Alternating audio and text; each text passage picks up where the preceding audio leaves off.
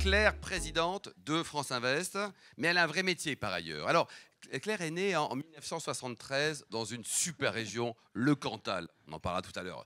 Ça, c'est la vraie région, c'est la vraie France, 73. Après un peu d'études, on passe par Dauphine, avec un master en fiscalité des entreprises, un DES CF, et puis du travail, ton premier job chez l'ancêtre d'Accenture, chez Arthur Andersen. Tu sais quoi là-bas à l'époque? Oui.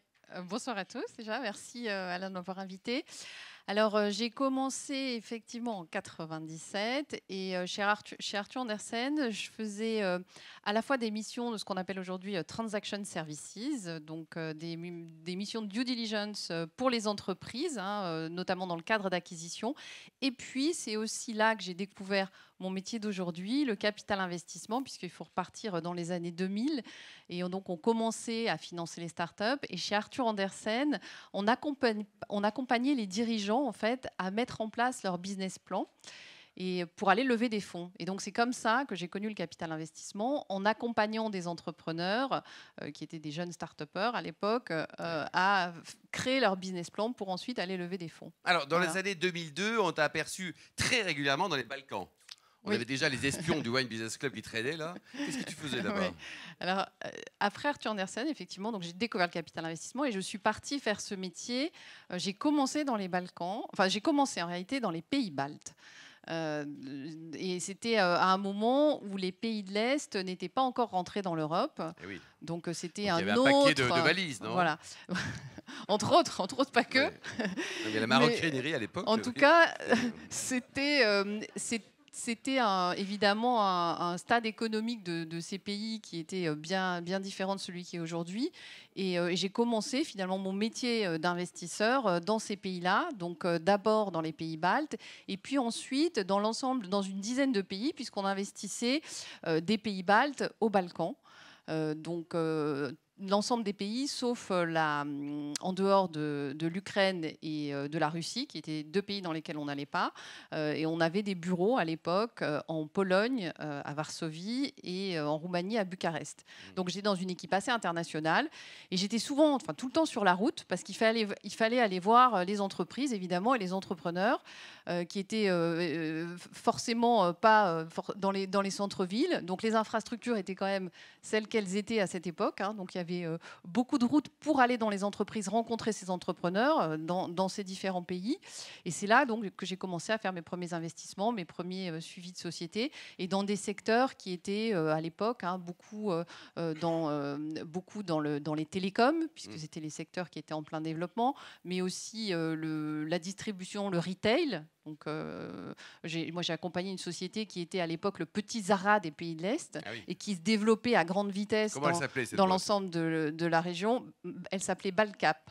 Voilà, très bien. Voilà, et qui se développait en fait dans l'ensemble de ces pays de l'Est. Donc on ouvrait des magasins.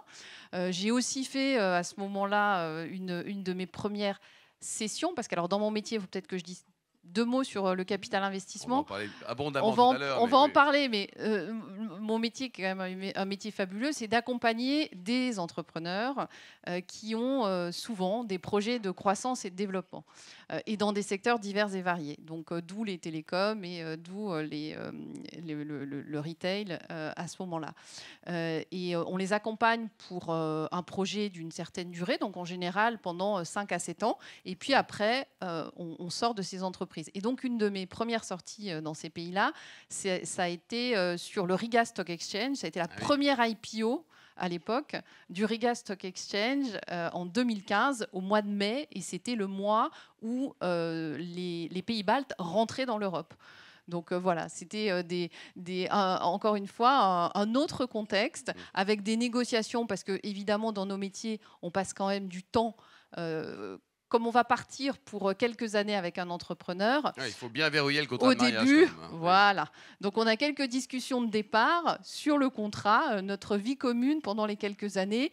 Et à l'époque, dans ces pays-là, les négociations duraient souvent assez longtemps. On faisait beaucoup. Alors c'était pas ton club, c'était pas le Wine Business Club, mais il y avait des soirées quand même assez longues. Alors toujours avec un verre de vin, mais aussi avec un verre de ce que je pensais être à l'époque l'époque un peu naïvement un verre d'eau. Non, c'était plutôt un verre de vodka.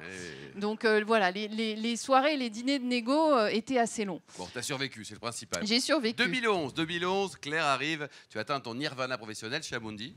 Alors un mot sur l'historique et la résonance éco d'Amundi. C'est un leader européen, c'est un top 10 au niveau mondial? Oui. Alors, Amundi, c'est un gérant d'actifs, effectivement, qui est numéro 1 en Europe et dans le top 10 au niveau mondial, avec 1700 milliards d'euros sous gestion. Donc, il couvre l'ensemble, bien sûr, des types de produits et de types d'activités, donc sur tous les marchés cotés, que ce soit actions ou obligations, mais aussi ce qu'on appelle chez nous le non coté, donc à la fois l'immobilier, le capital investissement, l'infrastructure et la dette privée. Donc, et toi, de ton périmètre au sein de l'ensemble, tu es associé déjà. Voilà, je suis associé. Moins de deux choses. Et donc, c'est le capital investissement, toujours. Donc, le capital investissement et le cœur de ce qu'on fait, c'est ce que je faisais dans les pays de l'Est, je le fais maintenant en France. Donc, c'est d'accompagner des entrepreneurs et des projets entrepreneuriaux. Donc, soit des sociétés familiales qui sont à des moments de développement où elles veulent accélérer. Et en fait, elles vont, par exemple, pour faire une acquisition ou parce qu'elles sont sur un marché qui grandit très vite.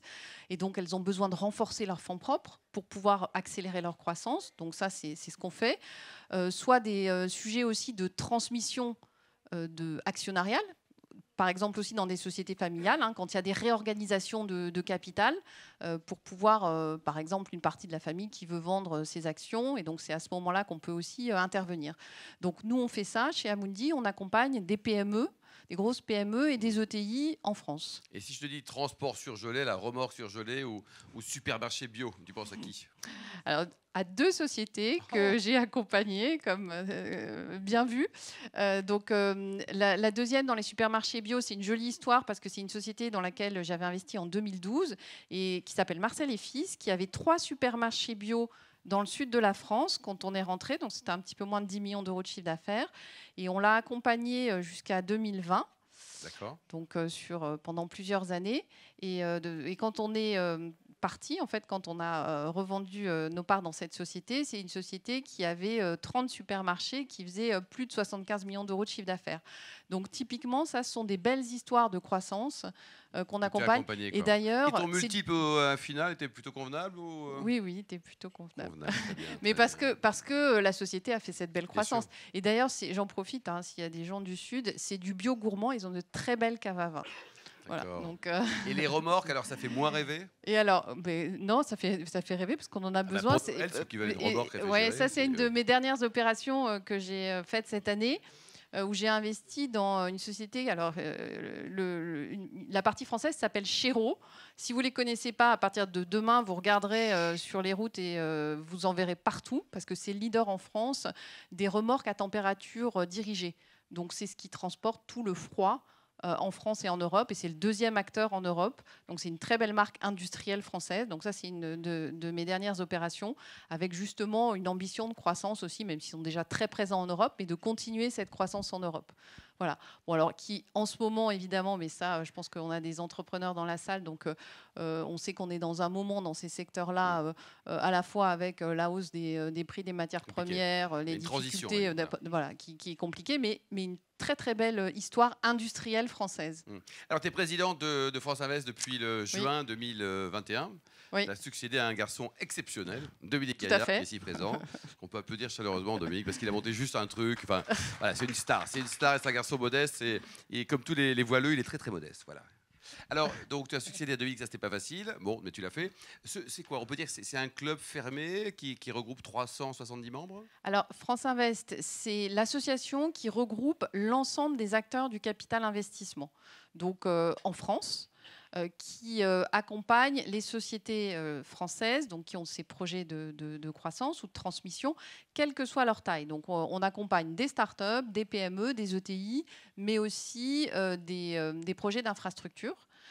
Donc aujourd'hui, c'est effectivement 380 membres donc, qui sont à Paris, mais aussi sur les territoires. Donc une société aujourd'hui en France, quelle que soit sa maturité, son projet de développement, peut trouver un investisseur, donc capital investissement, pour l'accompagner dans son projet. Donc on est dans un marché qui est mature, hein. Tous ces acteurs du capital investissement, on accompagne ensemble plus de 7000 entreprises en France. Donc, Au total, hein. au total, et donc encore une fois de la start-up à la grande ETI. Donc quand vous entendez parler des licornes, eh bien derrière ces licornes, il y a le capital investissement, puisque ce sont les acteurs de France Invest qui accompagnent en fait la croissance de ces start-up qui deviennent des licornes Alors, françaises. Claire, en 2020, donc l'investissement c'était 23 milliards dans 2000 entreprises, et pourtant parfois encore aujourd'hui au niveau de l'image, des patrons de PME, patrons d'ETI se disent, ils vous regardent bizarrement. Qu'est-ce qui s'est passé? Qu'est-ce qu'il faut faire? Il y a encore du boulot à faire pour expliquer que vous êtes des gens normaux et gentils? Ouais. Alors oui. Et pourtant, regardez. Ouais. Pour l'instant, il balance rien. Tout va bien. Là, c'était. Oui, il y a encore du boulot, et ça, c'est notre travail. Ça a été le travail de mes prédécesseurs, et ça sera aussi le travail de mes successeurs. Bien entendu, on y travaille beaucoup à combattre les idées reçues de l'image parfois encore négative du capital investissement, et notamment ces idées reçues qui peuvent être, mais une fois que je fais rentrer un acteur du capital investissement, comment je vais faire, comment je ferai pour le faire sortir? Quand je le fais rentrer, il va me bombarder de reporting, j'aurai plus le temps de faire mon business au quotidien, il va me couper les CAPEX. En fait, les 100 questions, tu les connais. Et la hein, R&D, voilà. cas, Bon, j'ai les réponses, hein, si vous voulez. Après, je peux vous. Mais ça sent que c'est rodé, quand même, ce truc-là, Mais tout ça pour dire qu'il y a, c'est comme dans tous les métiers, hein, il suffit d'une ou deux histoires compliquées pour que la presse, notamment, garde ces histoires-là. Et en réalité, nous, ce qu'on montre, c'est justement dans les 7000 entreprises qu'on accompagne, c'est la croissance qu'on accompagne, la création d'emplois, parce qu'on mesure évidemment tout ça. Et aujourd'hui, les entreprises qu'on accompagne, en fait, elles grandissent 2 fois plus vite que les entreprises concurrentes qui ne sont pas accompagnées. Donc je pense que c'est surtout ça qu'il faut retenir. Et ces entreprises qui grandissent, elles créent de l'emploi. Voilà. Claire, on parle de parité, de mixité, c'est aussi un sujet important? Oui, alors tous les sujets sociétaux sont des sujets qui sont importants pour nous, parce qu'on est des actionnaires en fait professionnels, hein, dans les entreprises. Donc on a aussi, évidemment, on a ce travail de faire grandir les entreprises, donc les faire grandir dans leur croissance organique ou dans leurs acquisitions. Donc ça, c'est ce qu'on apporte aussi aux entrepreneurs, hein, c'est notre savoir-faire, notamment dans les phases d'acquisition ou de développement en dehors des frontières. Mais on a aussi, ce qui est important, c'est d'apporter les bonnes pratiques de gouvernance. Et donc ça, c'est un sujet. Hein, il y a des lois qui sont en train de passer, d'ailleurs, en France sur ce sujet-là, sur les sujets de parité, avec la loi Rixin. Donc nous, on travaille à ces sujets-là. Alors déjà, chez nous, les acteurs du capital investissement, parce que on part avec un peu de retard aussi, hein. On est historiquement une activité dans laquelle il y a beaucoup d'hommes et pas beaucoup de femmes à l'investissement. Donc on a mis en place une charte justement pour accélérer et avoir plus de diversité dans nos équipes, et puis après accompagner les entreprises aussi, alors avec un temps long, hein, parce que en tout cas dans la diversité, avec la conviction que finalement plus de diversité permet de prendre de meilleures décisions dans l'entreprise en général. Voilà. Et la bourse, c'est un concurrent pour toi? Parce que là, on achète une action, pof, elle prend 300%, on n'a rien fait. Enfin, c'est génial. Pourquoi s'embêter à investir dans une boîte où tu as des véritables aléas? Alors, la bourse, c'est un concurrent. Alors, la bourse, c'est complémentaire, en fait. On ne fait pas la même chose, hein. Nous, quand on rentre, on est sur du temps long, déjà. Donc, quand on rentre dans une entreprise, comme je disais, on l'accompagne sur des périodes qui vont de 5 à 7 ans. Donc, c'est vraiment du temps long où on a le temps de faire des choses dans l'entreprise. De bien travailler, voilà. De bien travailler. Et puis, aujourd'hui, on sait qu'il y a quand même des enjeux, enfin, depuis quelques années, hein, mais de digitalisation, justement, dans l'entreprise, de transformation. Donc, on a le temps de le faire. Donc, c'est pas un concurrent. On ne va pas chercher une entreprise. Elle ne va pas chercher en bourse. Quand elle va en bourse, elle n'a pas la même taille qu'une entreprise dans laquelle on va investir, hein, puisque, comme je disais, c'est plutôt des startups, des PME et des ETI. Et d'ailleurs, pour les startups et pour les licornes, c'est plutôt complémentaire, parce qu'il y a un moment où nos licornes françaises, pour qu'elles continuent à grandir, il faut aussi qu'elles aillent. Il y a une étape, en fait. Donc, je pense que la bourse, c'est à un certain moment de vie de l'entreprise, mais c'est pas à tous les moments. Voilà. La transition, il y a plein de transitions en ce moment. Oui. Et alors nous, on les vit. Alors les entrepreneurs les vivent au quotidien, mais effectivement, nous, on travaille beaucoup sur cet accompagnement et tous les sujets de transition environnementale qui sont aujourd'hui massifs, évidemment, et c'est un peu un tsunami qu'on est tous en train de vivre. Donc dans ce travail d'accompagnement, et on estime que dans les années qui viennent, ça va être un des gros enjeux en tant qu'acteur du capital investissement dans l'accompagnement des entreprises, justement, parce que ça veut dire probablement, dans certains métiers, des transformations de business model. Et donc, on a ce vrai enjeu d'accompagnement. Alors, d'une part, il y a du réglementaire qui nous tombe dessus, les uns et les autres. Donc, voilà, ça. Mais au-delà du réglementaire et qu'il va falloir auquel les uns et les autres, on va devoir répondre, derrière ça, en profondeur, il y a quand même une évolution vers ce chemin de neutralité carbone des entreprises. Donc, il y a un gros travail et d'investissement et de transformation qu'on va devoir accompagner. Le plus beau métier du monde, c'est quoi, Claire? C'est président de France Invest, chanteuse ou danseuse? C'est le capital investissement, c'est pas être président de France Invest, c'est d'accompagner des entreprises, mais chanteuse, c'est pas mal aussi. Et alors, tu viens du Cantal, après on aura les questions spontanées, donc c'est une belle région. Ouais. Alors, c'est quoi tes plats favoris et ton dernier coup de cœur côté vin? Alors moi, oui, alors je suis pas forcément dans mes plats favoris, je vais pas forcément parler du Cantal. Oui, bon, j'aime bien le Cantal. Mais le Cantal, le fromage, c'est très bon aussi. Alors, je voudrais partager en fait. J'ai un peu réfléchi à cette question et je voudrais partager avec vous un moment qui est assez récent puisque c'était cet été. Alors, Claire à la plage.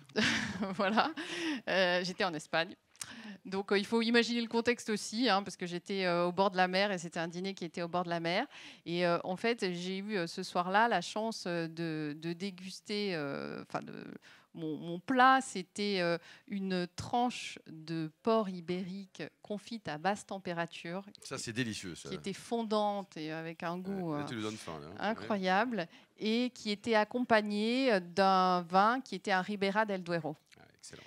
Et cette combinaison, alors bon, il y a le soir, le lieu, mais c'était une combinaison fabuleuse. Donc je voulais parler de ce vin-là parce que depuis, j'ai un petit stock à la maison. Nous allons venir chez toi demain soir. Donc je suis désolée, je suis sortie des frontières et je vous ai emmené en Espagne. Mais voilà, en tout cas, ça c'était un très bon moment. Question spontanée, Anne, c'est une tradition, le micro arrive. Voilà. Ensuite... Luc Piot pour la deuxième, Dominique Gaillard aussi pour la troisième. Tiens. Alors, pour toi, cette question chanteuse, danseuse c'est le capital investissement, on s'en fout. Est-ce qu'il y a effectivement des dons particuliers qui nous auraient été cachés? Alors, on n'a pas l'orchestre ce soir, mais si on a l'estrade, donc j'aurais pu faire une petite démo. Non, mais voilà, je pense que dans une autre vie, j'aurais pu être chanteuse, mais c'est pas un don. Tu vas bien nous pousser une petite chansonnette, mademoiselle Claire, non? Alors, elle l'a attendu, cette joue, là. Faut y aller maintenant, le micro, il est là en plus, non? Il va falloir attendre la fin du repas, je crois. Okay. Mais t'inquiète pas, on va pas te lâcher. Question spontanée, Luc Piot, monsieur Piot, là. Luc. Bonjour.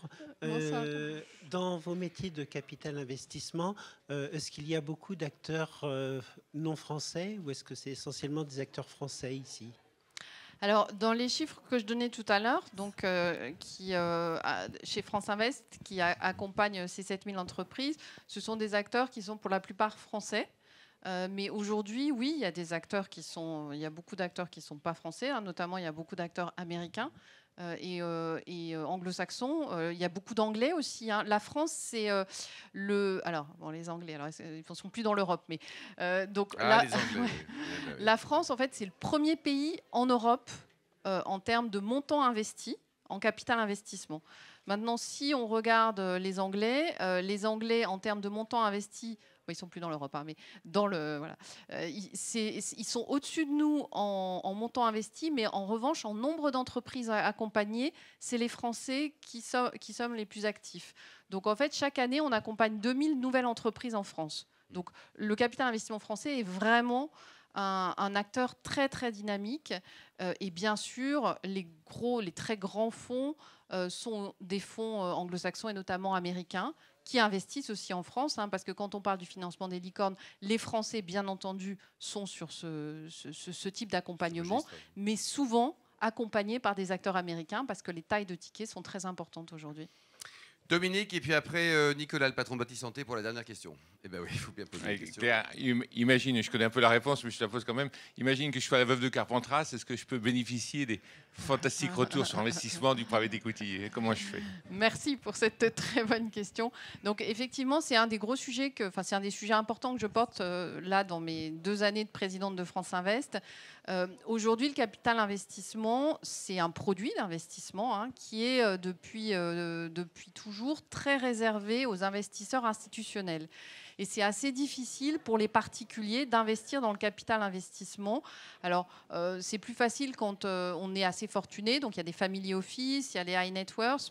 Mais sinon, c'est quand même pas si simple d'avoir la bonne information, de savoir où investir, comment investir. Et ce sont des produits d'investissement très rentables, hein, puisque avec des bons rendements, puisqu'on mesure nos rendements et sur les 10 et 15 dernières années, on est à plus de 10% de rendement annuel par an.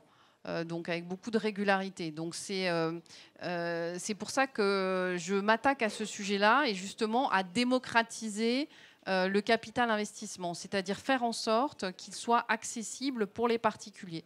Donc on est en train de travailler sur ce sujet-là avec des chantiers qui sont à la fois des chantiers réglementaires, c'est-à-dire pour que l'épargne salariale, l'épargne retraite et l'assurance vie aillent plus facilement dans ces métiers-là et donc financer l'économie réelle, mais aussi à travers les CGP, les banques privées. Donc il y a un gros travail de formation parce que quand on va voir un CGP ou une banque privée, il a tendance forcément à parler des produits qu'il connaît le mieux. Absolument. Et qui sont pas forcément le capital investissement, alors que les entrepreneurs... Il connaît bien, qui lui rapporte un peu de sous aussi quand même. Ouais.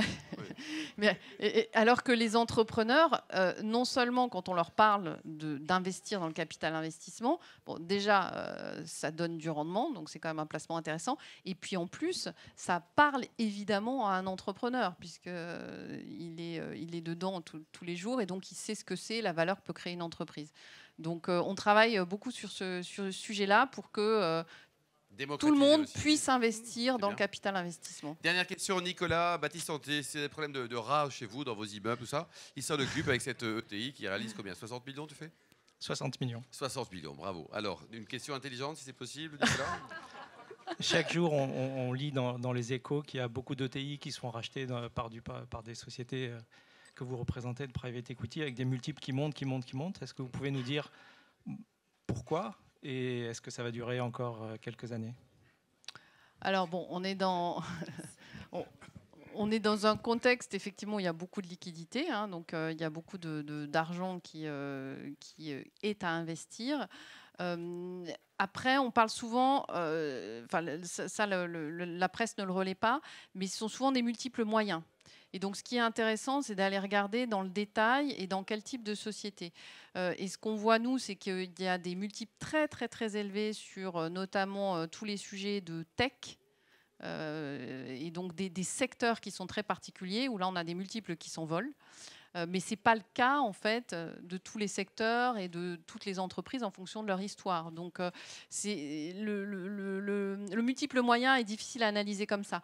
Après, quand même, Claire, non, il y a quand même des... Non, les multiples sont en hausse, mais quand vous avez des multiples, quand sur la tech, vous êtes sur des multiples de 16, 17, 18 fois, ça biaise quand même la moyenne des investissements. Et on a de plus en plus d'investissements dans ces secteurs-là, dans la tech et dans la santé. Donc après, moi, je voudrais là aussi combattre une idée reçue qu'on peut avoir, c'est que nous, entre le moment où on investit au départ dans une entreprise et les 5-7 années suivent, souvent, on a un multiple qui augmente. Mais pourquoi ce multiple augmente? Alors, dans certains secteurs, c'est lié à l'inflation sectorielle, mais la raison aussi, c'est que les entreprises ont grandi. Donc, en général, on a des entreprises qui, entre le début de l'investissement et la fin de l'investissement, soit elles ont doublé de taille, soit elles ont une empreinte à l'international, sont des PME qui se sont transformées en ETI. Donc, qui sont des sociétés qui sont plus solides, qui ont une empreinte, qui sont souvent sorties justement de la France. Donc, il y a cet effet de croissance bénéficie évidemment à la valorisation globale de l'entreprise. Et puis, tout ce travail d'accompagnement dont je parlais, hein, de digitalisation, de transition environnementale, je pense que ça, c'est tout ce travail qu'on fait au quotidien pour finalement créer de la valeur dans l'entreprise. Bon, elle devait être formidable, elle a été. On applaudit très chaleureusement Claire. Merci beaucoup. Claire d'avoir du président à notre invitation. Merci pour votre écoute.